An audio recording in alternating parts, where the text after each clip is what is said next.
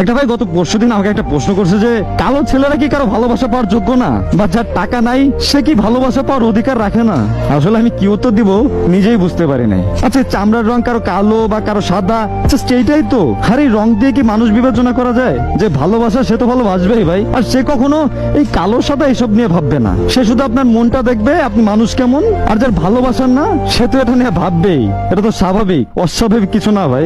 আজকে ছেলে কালো বলে তাকে অসম্মান করতেছেন, হেলাফেলা করতেছেন আপনারা।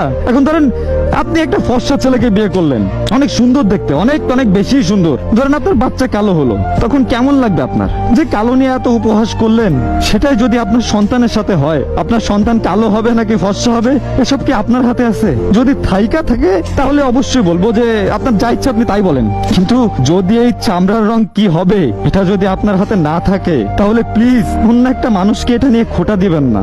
সে নিজের ইচ্ছে কালো হয় নাই। আপনাকেও যে আল্লাহ বানাইছে, তাকেও সে আল্লাহ বানাইছে। আল্লাহর সৃষ্টি নিয়ে উপহাস করেন না।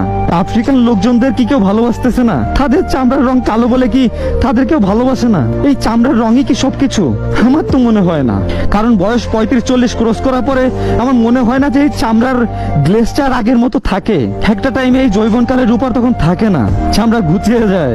ভাই সাদা চামড়া বা কালো চামড়া দুইটাই একটু কেটে মাটিতে কিছুদিন পুঁতে রাখেন, তো দেখবেন দুইটা চামড়াই একই রকম ভাবে পচে যাবে। এমন না যে সাদাটা আগে পচবে বা কালোটা আগে পচবে, এরকম কিছুই না, বরং দুইটাই একই রকম ভাবে মাটিতে মিশে যাবে। তাহলে এই চামড়ার রং নিয়ে মাতামাতি করা বোকামি ছাড়া আর কিছুই না।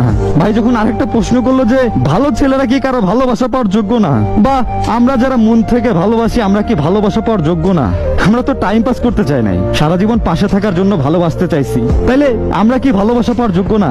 এখনকার যুগে ভালো মানুষগুলাই সবার কাছে ঠেকা যায় জানেন। একটা সময় ছিল যখন মানুষ বাইরের রূপ, টাকা এসব কিছুই দেখতো না, বরং সে মানুষটা কেমন এটা ভাবতো। কিন্তু এখনকার যুগের বেশিরভাগ মানুষই চাহিদার প্রয়োজনে কাছে আসে। প্রেম ভালোবাসা জাস্ট এখন পুতুল খেলার মতো হয়ে গেছে, একেবারে সামান্য।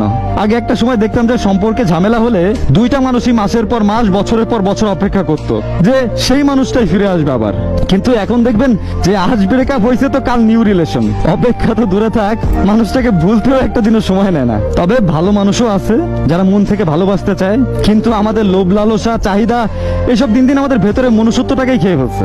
মানুষ যার টাকা নেই তাকেই যে তুচ্ছ মনে করে, কেউ তাকে সম্মান করে না। কারণ বর্তমান সমাজটাই এরকম হয়ে গেছে, তাই না? আমরা সবাই বলি না যে ধনী গরিবের কোনো ভেদাভেদ নাই, কথাটা একদমই ভুল। আমরা জাস্ট কথাগুলো মুখে বলি রে ভাই, বাস্তবে আমরা কয়জন এমন যারা এই ভেদাভেদটা দেখি না, বা কয়জন এই কথাগুলো কাজেও প্রমাণ করি বলেন তো? কয়জন? যাদের টাকা নাই তারা কি মানুষ না? একটা জিনিস আমরা ভাবতে ভুলে গেছি, আমরা যখন মারা যাব বা দুনিয়া থেকে চলে যাব, তখন আমাদের সাথে কি